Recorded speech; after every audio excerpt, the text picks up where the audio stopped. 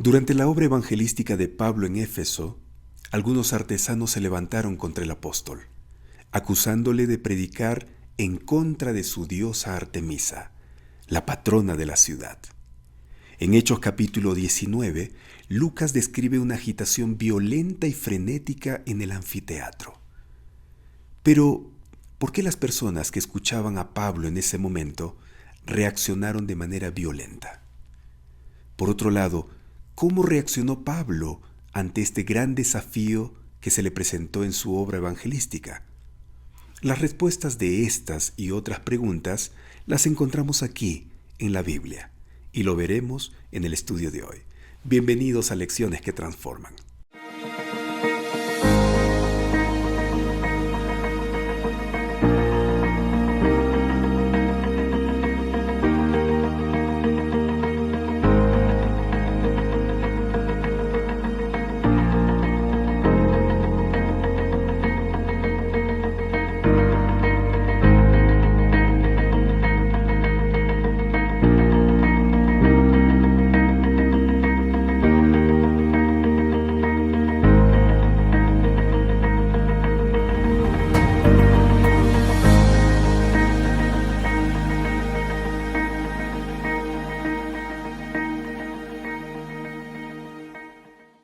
Hola amigos, es un gusto para mí encontrarme una vez más con ustedes para estudiar la Biblia aquí en el programa Lecciones que Transforman.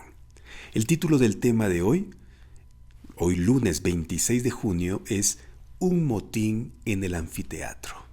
La palabra motín es un término que en la actualidad ya no se usa muy seguido, pero significa sencillamente revuelta o agitación con la que un grupo más o menos numeroso de personas quiere mostrar su oposición contra alguien.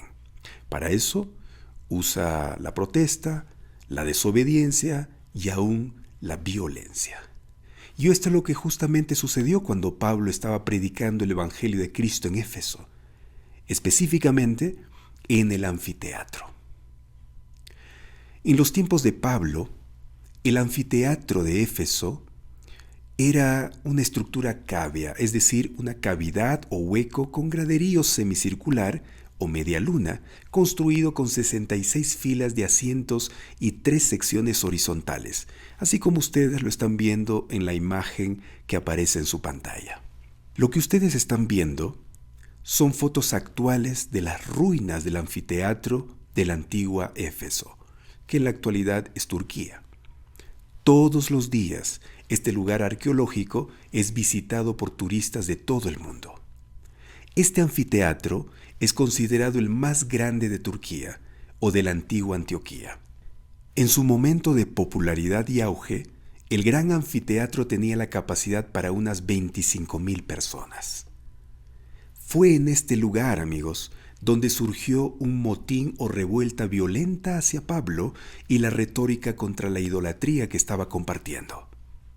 Según el libro de Hechos, el motín habría ocurrido al final de la visita misionera de Pablo a Éfeso, alrededor del año 55-56 después de Cristo. En el estudio anterior, vimos que al recorrer la ciudad durante su primera y breve visita, que está registrada en Hechos capítulo 18, versículos 18 al 21, Pablo pudo comprobar que los efesios reservaban un lugar especial de honor para la diosa Artemisa, también conocida como Diana. Esta diosa pagana dominaba la política, la cultura y la economía de Éfeso, y la ciudad era el centro de su difundido culto. Su templo, llamado el Artemision, profusa y bellamente ornamentado, estaba situado fuera de las murallas de la ciudad. Dijimos que era el templo más grande de la antigüedad y una de las 7 maravillas del mundo antiguo. El Artemision era el principal centro bancario de la región y el punto de partida y de llegada de las procesiones quincenales en las que exhibían imágenes de Artemisa. Las monedas también mostraban su imagen. Cada año se celebraba ostentosamente su nacimiento y un mes del año llevaba su nombre, que con el calendario que usamos en la actualidad coincide aproximadamente con el mes de abril. Artemisa, o también conocida como Diana, era venerada en rituales de culto complejos en el Artemision, llamándola como reina del cosmos, dios celestial, señor y salvador que controlaba el cielo, la tierra, el inframundo y los espíritus que los habitaban. Qué tremendo, ¿no?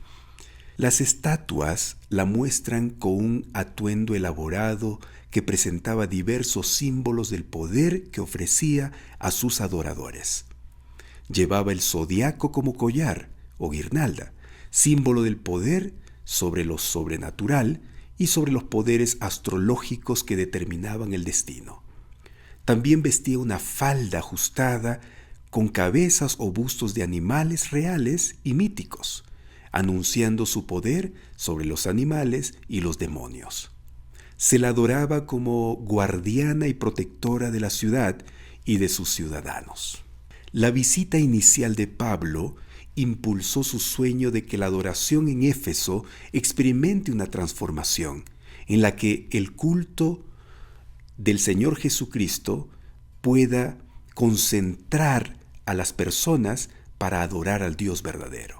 Él imagina una nueva sociedad, la iglesia, en crecimiento y que transforme la ciudad. Los creyentes con sus vidas moldeadas conforme al ejemplo de abnegación de Jesús, que pueda introducir una nueva ética impulsada por el amor, un nuevo modelo de desarrollo humano. Eso es lo que Pablo imagina. Cuando Pablo regresa a Éfeso, pone manos a la obra para hacer realidad esa visión, ese sueño. Comienza en su lugar habitual, la sinagoga, donde discute durante 3 meses, según Hechos capítulo 19, versículo 8. El versículo 9 menciona que cuando es expulsado de la sinagoga, alquila la sala de conferencias de un maestro llamado Tirano, apodo que sin duda le pusieron sus alumnos. Pablo comienza sus días fabricando artículos de cuero y tiendas. Luego, durante la parte más calurosa del día, cuando muchos están disponibles para asistir, se dirige a la sala de conferencias donde enseña y sirve de mentor a los nuevos creyentes. Todo esto duró 2 años. Así todos los que habitaban en Asia, judíos, griegos, pudieron oír la palabra del Señor Jesús. Hechos capítulo 19, versículos 11 y 12, cuentan que durante ese tiempo Dios obraba milagros extraordinarios por medio de Pablo, de tal manera que aún colocaban a los enfermos los pañuelos y lienzos que habían tocado el cuerpo de Pablo, y las enfermedades se curaban, y los malos espíritus salían de ellos. ¡Qué tremendo!, ¿no? Uno de los dioses más venerados en el mundo grecorromano era el dios griego de la curación, Asclepio. Y Éfeso tenía su Asclepion, el templo de Asclepio. Estos templos eran lugares de culto, pero también servían como gimnasios y restaurantes, centros sociales, que facilitaban el acercamiento a personas influyentes. Los enfermos acudían a rezar a Asclepio para que los curara. Hacían votos a ese dios y si se curaban, regresaban trayendo una imagen de terracota de la parte curada y dejaban como pago del voto. Pero algo raro está sucediendo en los comedores y baños de Asclepión. Y es que ya no se habla de los poderes de Asclepio, se habla de un hombre llamado Pablo y del Dios al que sirve. Las arcas del dinero de Asclepio comienzan a vaciarse, pero por otro lado hay una gran demanda de pañuelos y delantales que, según sus vendedores, tocaron el cuerpo de Pablo y pueden hacer milagros. Lo mismo estaba sucediendo con relación al negocio de los artículos de la diosa Diana o Artemisa. La predicación de Pablo contra la idolatría estaba disminuyendo el apoyo financiero del templo de Artemisa.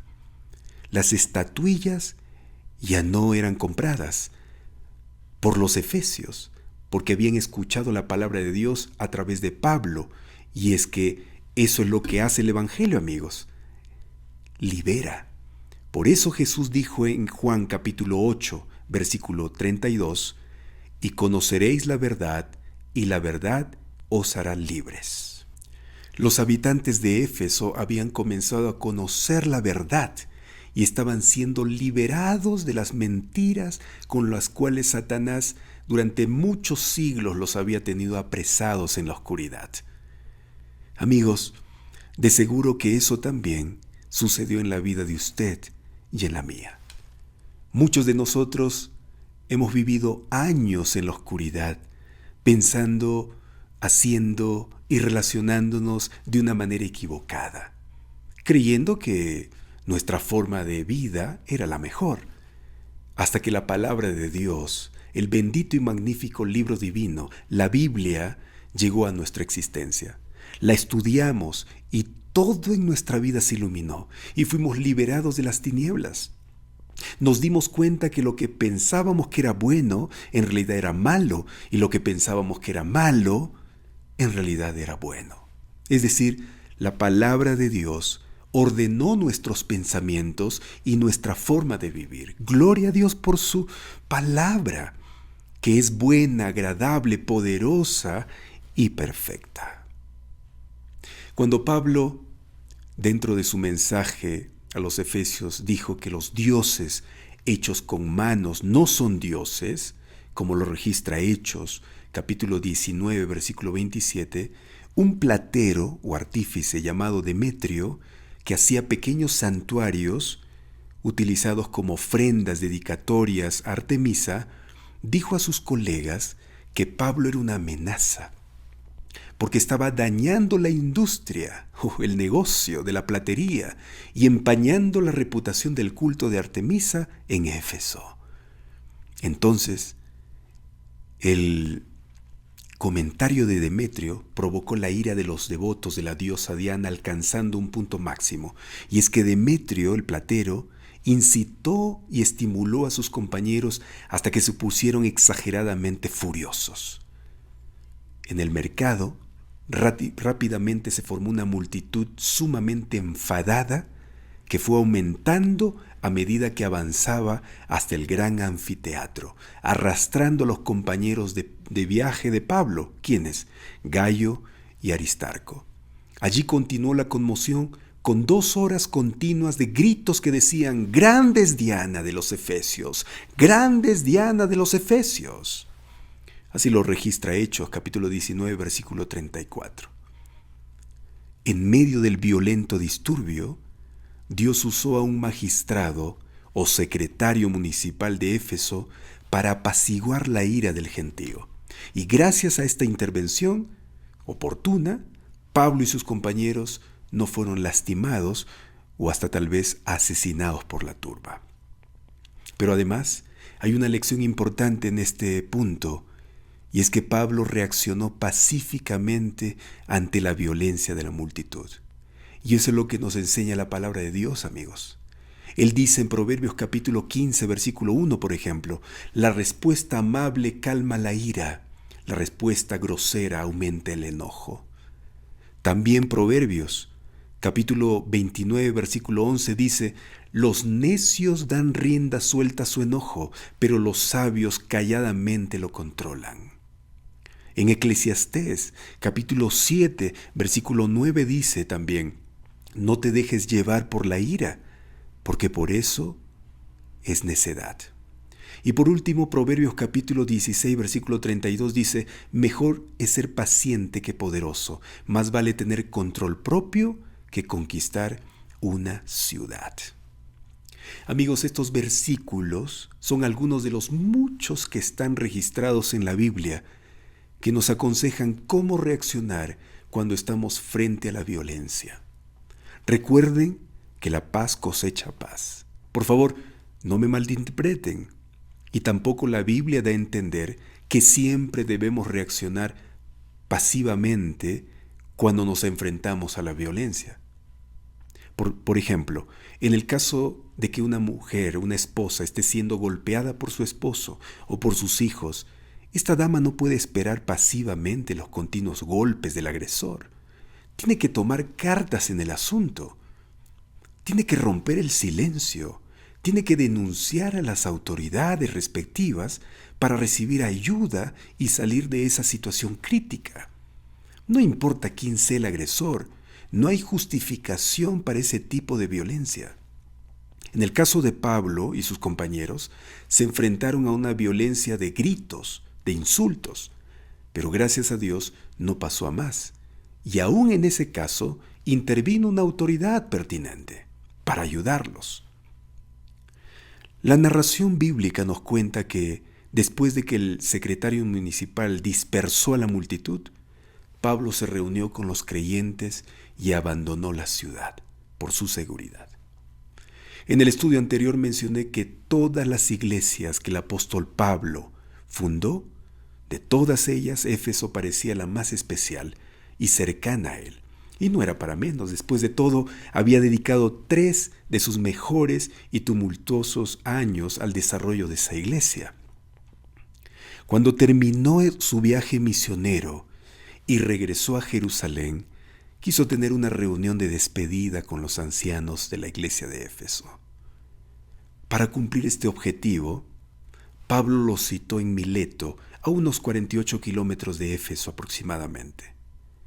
El hermoso mensaje de despedida a los ancianos se encuentra en Hechos capítulo 20, versículos 17 al 37. En este discurso de despedida podemos entender el amor y la preocupación que Pablo tenía por la iglesia de Éfeso. La reunión también tenía implicaciones importantes para los pastores, evangelistas y líderes de todos los tiempos.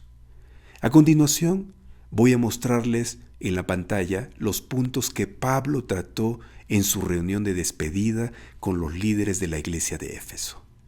Recuerden que esta reunión está registrada en Hechos, capítulo 20, versículos 17 al 37. En el versículo 18, el apóstol Pablo les dice que la vida de un pastor debe ser tan abierta y transparente como su ministerio. En el versículo 19, les dice que el ministerio debe estar marcado por la humildad y la sinceridad. En el versículo 20, les dice que un pastor debe ser un maestro, enseñando la verdad en su totalidad, sin reservarse nada que pueda ser edificante para el miembro de la iglesia. En el versículo 21, Pablo les menciona que la predicación y la enseñanza deben estar centradas en Cristo, acerca del arrepentimiento para con Dios y de la fe en nuestro Señor Jesucristo, a fin de unificar a las personas en la unidad de Cristo. En los versículos 24 al 26, Pablo les indica que el servicio debe estar por encima del yo, es decir, por encima del orgullo y del egoísmo. El criterio del apóstol Pablo para medir la vida de las personas depende de cómo y cuánto se dediquen al ministerio de Jesús. En los versículos 28 al 31, Pablo les enseña que el ministerio no es un asunto de una sola persona. Pablo creía en la delegación de responsabilidades. Y por último, en los versículos 29 al 31 de Hechos capítulo 20, el apóstol les advierte a sus líderes que a menudo la iglesia debe enfrentar crisis, tanto internas como externas.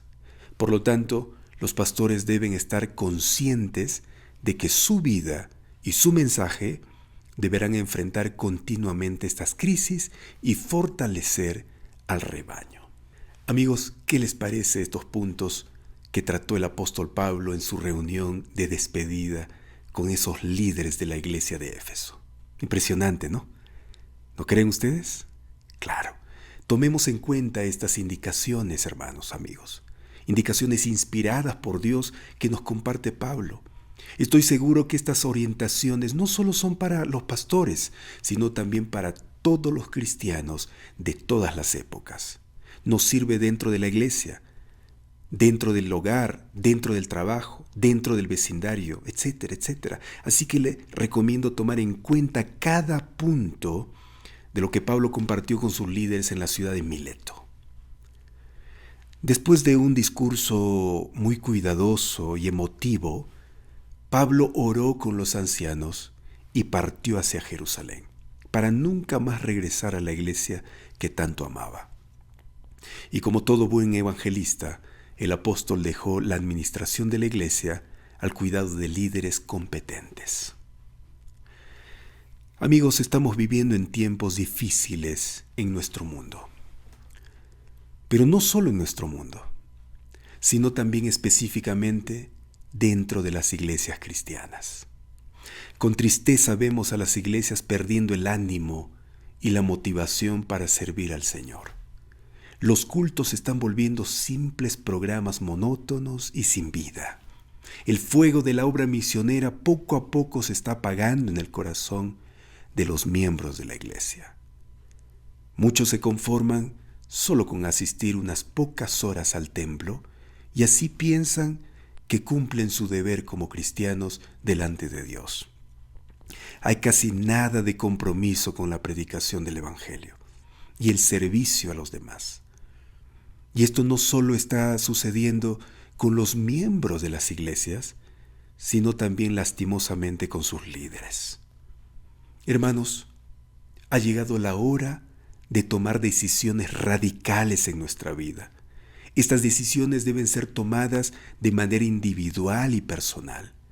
Como cristiano, no debo esperar que los demás hagan bien las cosas para yo hacerlo también. Ese es un error crítico que no puedo cometer. Recuerden que delante de Dios daremos cuenta no por la vida de los demás, sino por nuestra propia vida.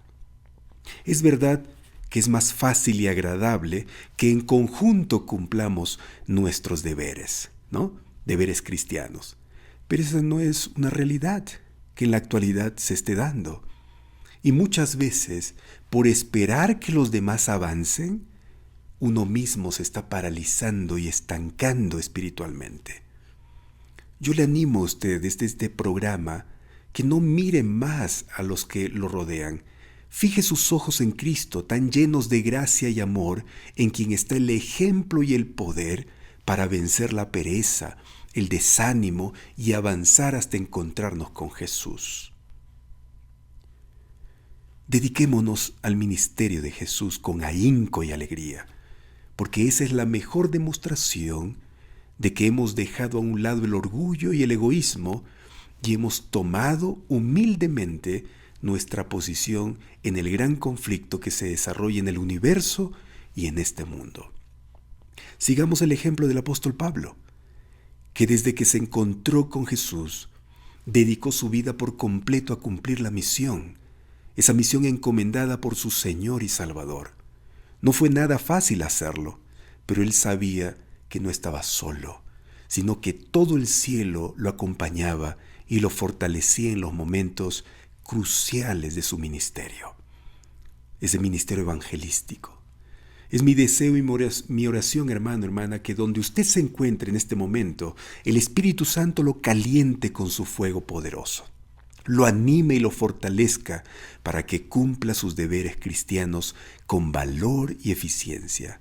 Que el Espíritu Santo le ayude a orar más de lo que está orando, que le ayude a estudiar la Biblia más de lo que está estudiando y que le ayude a predicar el Evangelio a los que lo rodean más de lo que está haciendo. Mis amigos, pronto veremos a Jesús volver. Y cuando eso suceda, Él nos llevará a vivir en su presencia por la eternidad. Prepárese para ese momento maravilloso. Una de las formas de hacerlo es cumpliendo la misión. Así es. Muy bien, ahora vamos a responder las preguntas, 3 preguntas que aparecen en la guía de estudio, ¿sí? Concerniente al día de hoy. Tome su guía, por favor, tome su guía allí y vamos a responder las 3 preguntas. En primer lugar, dice aquí, lee Hechos, capítulo 19, versículos 21 hasta el capítulo 20, versículo 1. ¿Qué lecciones podemos extraer de esta historia? Bueno, ya les comenté yo la historia a grandes rasgos de lo que sucedió en el anfiteatro, ¿no? Usted lo puede leer con tranquilidad en casa. Hechos capítulo 19, versículo 21 en adelante. Y entonces, las lecciones que podemos extraer de esta lectura, del texto que nos indica aquí, básicamente son 3 o 4. Miren, yo les comparto las lecciones que saqué. En primer lugar, la lección que puedo extraer de la historia de Hechos capítulo 19, versículos 21 hasta el 20, capítulo 20, es que la predicación del Evangelio no es fácil. Amigos, nunca la predicación del Evangelio fue fácil en esta tierra. ¿Por qué? Porque vivimos en un mundo que va contra el Evangelio, que vive contra Dios, que hace la guerra a Dios. Es un mundo de pecado. Por lo tanto, no es fácil predicar la palabra de Dios, porque la gente que está separada de Dios odia el mensaje. ¿Usted no ve eso a su alrededor? ¿No ve en sus vecinos? ¿No ve en su propia casa? ¿No tiene un esposo, una esposa, un hijo, un padre que no quiere saber nada de Dios? ¿Que se burla de usted tal vez? Y usted tiene que aguantar eso. Tiene que sufrir eso. ¿Por qué? Porque la predicación del Evangelio no es fácil. Hemos visto el ejemplo de Pablo. ¿Cuánto sufrió Pablo, amigos? Esto de Éfeso solamente es uno de los tantos ejemplos de lo que Pablo tuvo que aguantar. En una ocasión él hace una lista de cosas que sufrió por el Evangelio, por la predicación del Señor. Así que lo primero que yo puedo extraer de esta historia es que la predicación del Evangelio no es fácil. Miren, casi lo matan allí en el anfiteatro. Tremendo, ¿no? En segundo lugar, segunda lección, es que la aceptación del Evangelio libera. ¿Está bien? Esa es la segunda lección que yo puedo extraer de esta historia, de la convulsión o el motín en el anfiteatro. Segunda lección, la aceptación del Evangelio libera. Ustedes vieron, ¿no?, cómo las personas que escuchaban la palabra de Dios predicado por Pablo y sus compañeros empezaron a conocer la verdad. Y la verdad libera, dice Jesús. La verdad os hará libres. Si ustedes conocen la verdad, ustedes van a salir de la oscuridad. Ustedes van a salir de la mentira. Y estos efesios empezaron a conocer la verdad. Empezaron a liberarse. ¡Oh! Cuánto dinero invertían en cosas vanas que no servían. Y se dieron cuenta, ¿no? Y por eso surgió el motín allí, ¿no? El disturbio, la pelea. Entonces, la segunda lección es que la aceptación del Evangelio libera. ¿A usted lo liberó, sí o no? A mí también. A mí también. Nos liberó de muchas desgracias también. Cuando yo decidí seguir la verdad, supe que el alcohol hace daño, que el tabaco hace daño, que la infidelidad no es correcto, destruye los hogares. Y así, sucesivamente, muchas cosas, la verdad me mostró que no debo yo practicar y me libré de sufrimiento, de dolores, de penas, de desgracias. ¿Está bien? Entonces, repasamos. Primero, la predicación del Evangelio no es fácil. Segundo, la aceptación del Evangelio libera. Y en tercer lugar, hay momentos que hay que parar para luego avanzar. Pablo entendió eso. En ese disturbio que se originó en el anfiteatro, él tuvo que parar. Tuvo que parar.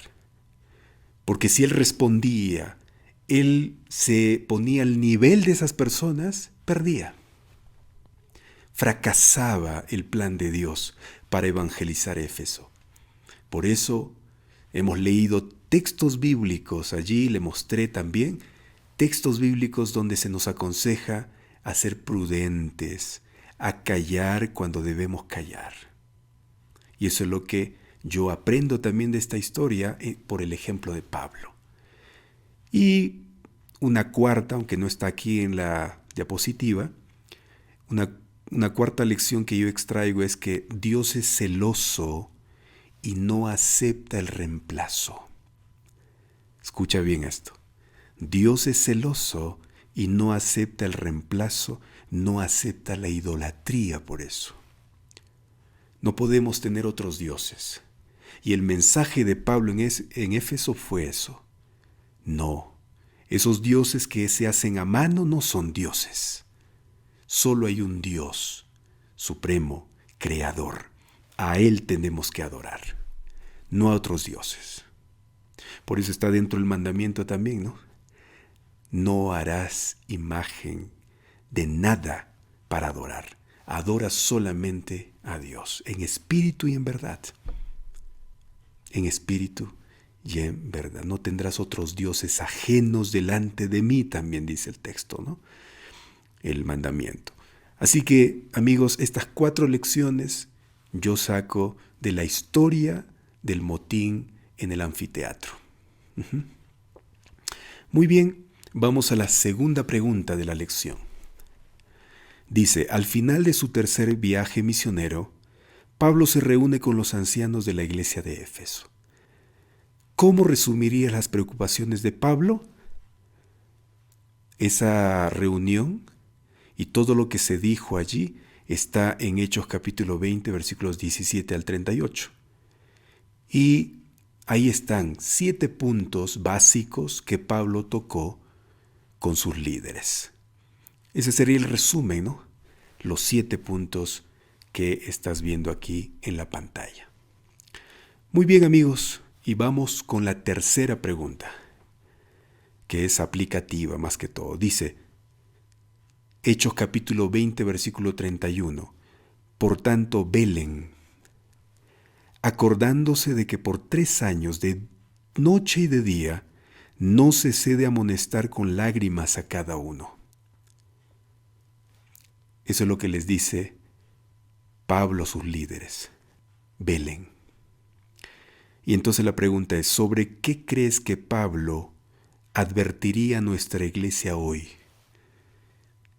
Si Pablo estaría ahora con nosotros y se va a ir de viaje, se va a despedir de nosotros, ¿qué es lo que nos dejaría? ¿Qué advertencias nos dejaría? ¿Qué consejos? Bueno, amigos, yo básicamente estoy poniendo 2 aquí. 2 advertencias. La primera, la advertencia sobre la enseñanza de doctrinas contrarias a la palabra de Dios. Me advertiría eso. Diría, ten cuidado con las doctrinas o las enseñanzas que están contrarias a la Biblia. No sigas esas enseñanzas. No sigas, no practiques esas doctrinas. Aléjate de ellas, porque te van a llevar a la ruina. No lo hagas. Y amigos, en la actualidad nosotros vemos en las diferentes iglesias cómo se predican doctrinas contrarias a la palabra de Dios. Contrarias. Solo se está cambiando la envoltura. Así es, y eso es incorrecto. No hay que seguir doctrinas contrarias. Mucho cuidado. Si tú, no importa quién lo diga, no importa si es un gran orador, un gran pastor, un gran líder, un hermano de experiencia en la iglesia, si está contrario a la Biblia, no la sigas. No. ¿Sí? Por favor, a la ley y al testimonio. Así tiene que ser. Tu vida tiene que estar regida por la palabra de Dios. Por la palabra de Dios. Y la segunda advertencia podría ser que cuidado con mi yo. Cuidado con poner mi orgullo, mi egoísmo encima del servicio o el cumplimiento de la misión.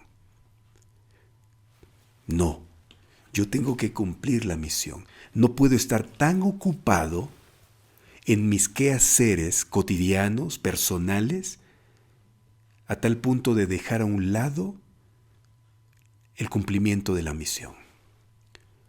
No hay excusa, amigos. No es que estoy cansado, no es que no tengo que trabajar porque tengo que educar a mi familia, tengo que comprar cosas para que estén cómodos. Mucho cuidado.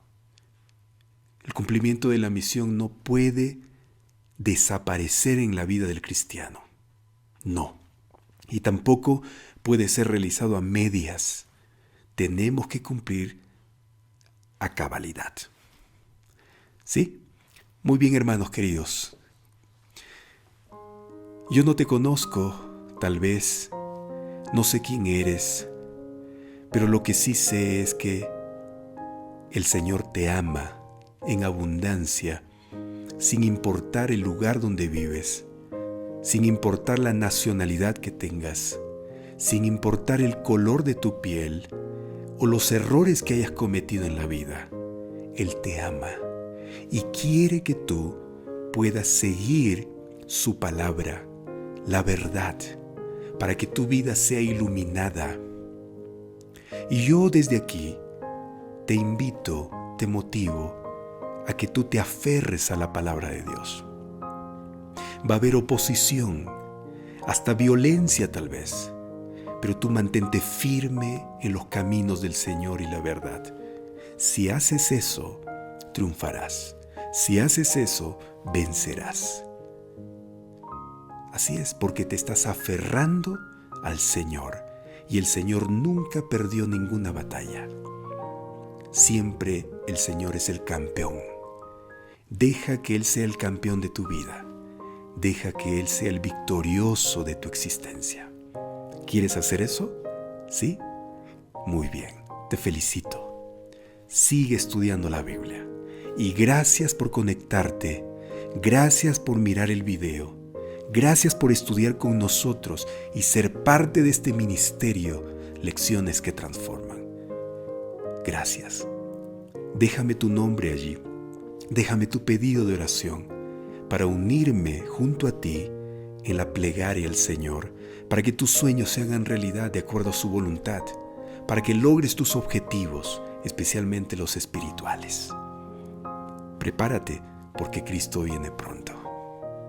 Voy a orar por ti en este momento, de manera general, porque no te conozco, pero yo sé que hay varias personas aquí que necesitan oración, así como yo también.